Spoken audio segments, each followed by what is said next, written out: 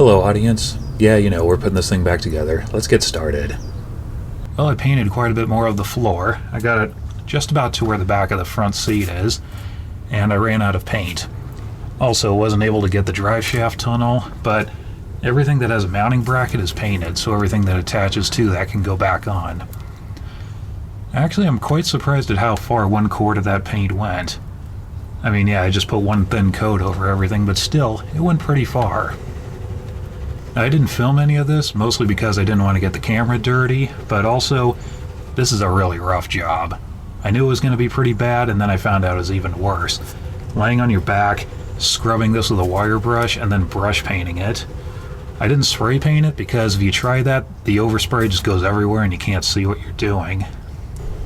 Now when I restored the Impala, I did a similar job to the floor, except I had the body off the frame. I had it on a rotisserie and I had it over on its side, so detailing the floor was a whole lot easier and I was able to do a better job. If I had to do this all over again, I'd probably do something like that. This is the parking brake cable assembly, and there wasn't really anything wrong with it, so I scraped these down a little bit, repacked everything with grease, and I'm just going to put it back in.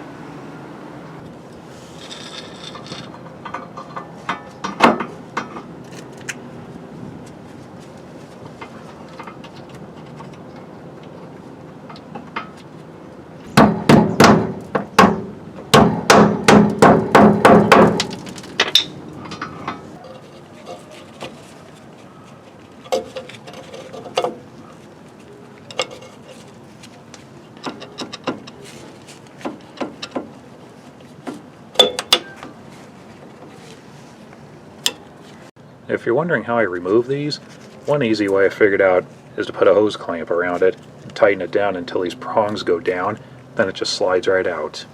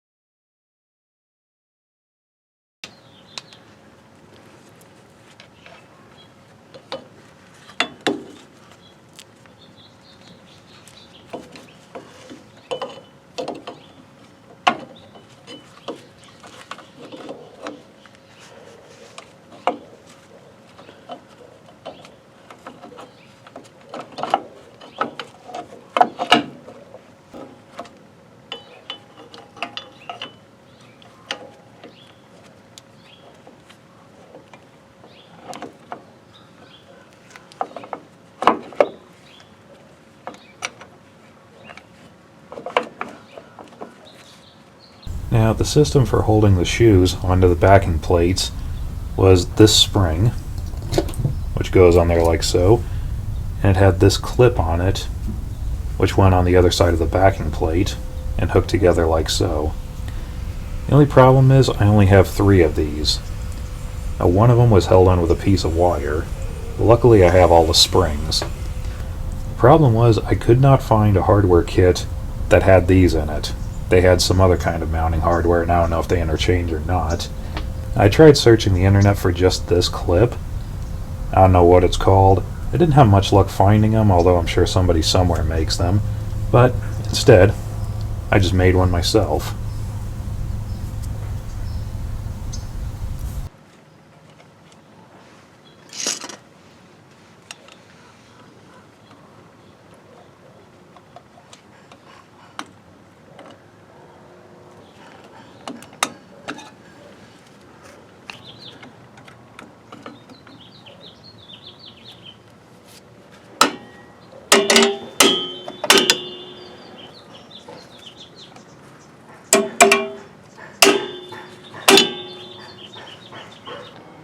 Also, I cleaned the rust off the brake drums and brushed a layer of black on it.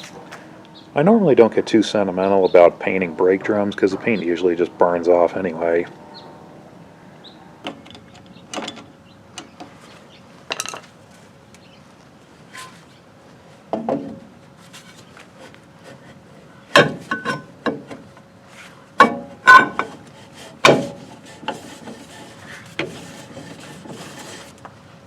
And as for the brake lines, well, starting out the flex hoses, I already replaced them back in 2019, I think, and they're all still good, so I'm just going to reuse them.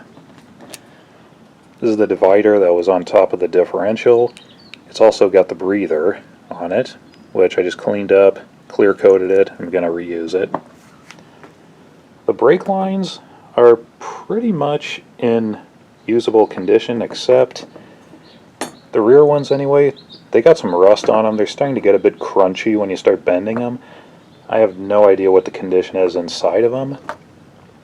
Also, the fittings, some of them are starting to round off, and I have to install and remove them with vice grips, which is usable but not dignified. So I decided to just make new ones. And that's what we have here. I have one for each side of the differential. And the long one that goes from the master cylinder to the back, I still have to make.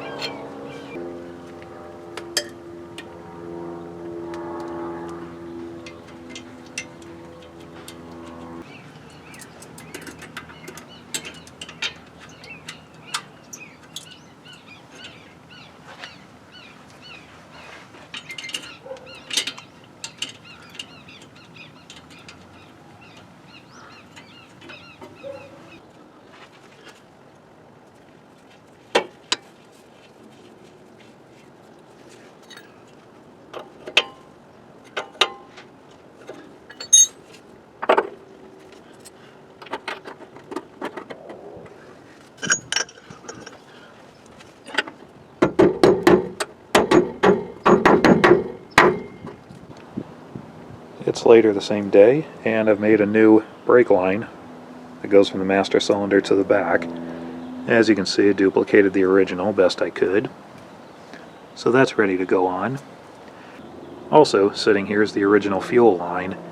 I plan to make a new one of those also, except it requires some kind of flaring that I don't have the tools for, and for the sake of just keeping progress going, I'm just going to reuse it, and I'll probably replace it eventually.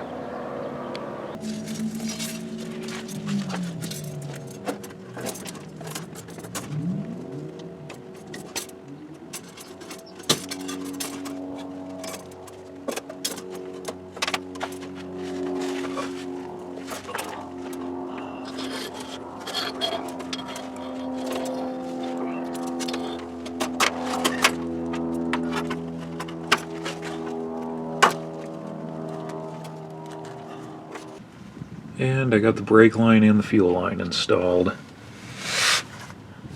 Also the parking brake assembly.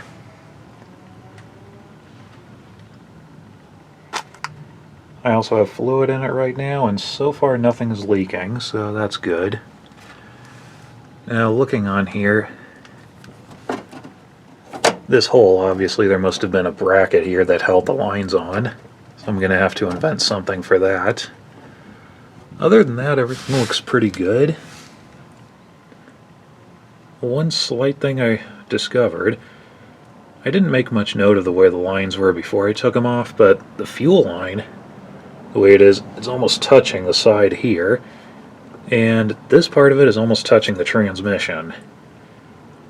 I don't know if that's supposed to be that way or not, but I'm glad I didn't make a fuel line for it, because now that I know that, I'm probably going to make this a little bit shorter so it has more clearance from the transmission. And here's the front of the brake line. Now, yeah, it does stick out pretty far here, and it is pretty close to the shift linkage, but that's the way the original was, so I have to make it that way. No other way around it. I did say I was planning on rebuilding the whole brake system while I was at it, but the front brakes still work, so for now I'm just going to leave it. I didn't film making the brake lines because I was pretty much just making that up as I went along. But the general idea is, I got some steel tubing, flared one end, carefully bent it around little by little so it matched the original, cut it about a ½ inch or 3/4 inch longer than the original and flared that end. Made it a little longer just in case any problems. I even got one of these fancy tubing bending things, but actually I did most of the work by hand and it was adequate. Now this one, it has this curve across here. I figured out kind of a clever way to do that. And you're going to love this. I used a Model A rear brake drum. The diameter is the same size as the surface of the service brake. But if you bend it around that, it'll spring back and it won't be just right. So you bend it around the parking brake surface. Then when it springs back, it lines up perfectly with this. I didn't know why I was saving this, but I knew I would need it for something eventually. I've been using double galvanized steel tubing, which I've been getting off eBay. 3/16 diameter, same size as the original. A lot of the hip cool resto mod guys are using that copper nickel alloy stuff, which probably works good, but I just don't like the way it looks. I think this resembles the original stuff the closest, which was probably just bare metal with no finish at all. After making it, I go over this with steel wool, degrease it, then go over with a layer of clear. Not really because I'm picky, but because the finish will last a lot longer. For the fittings, I started out with a pack of 5 that I got from AutoZone, which are 3/16, 3/8 24 thread size, and a 3/8 hex head on them.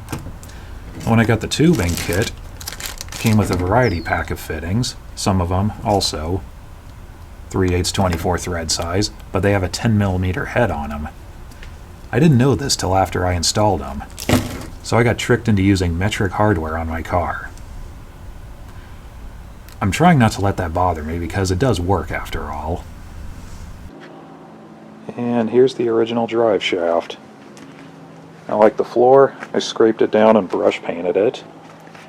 The U-joints, at least the rear one, was pretty worn out, so I replaced both of them. These are made by Moog, and they each have a grease fitting on them. The original did not.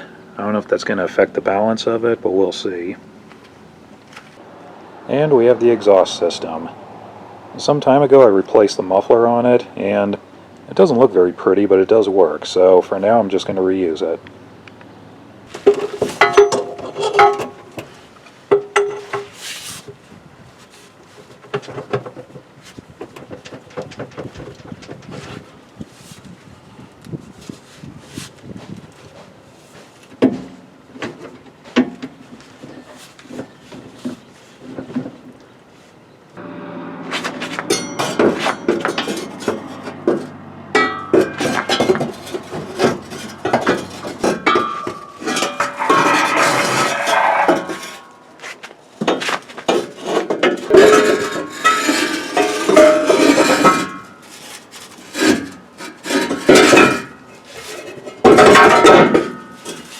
In case you were wondering, can you install the exhaust in one piece with the rear axle in place?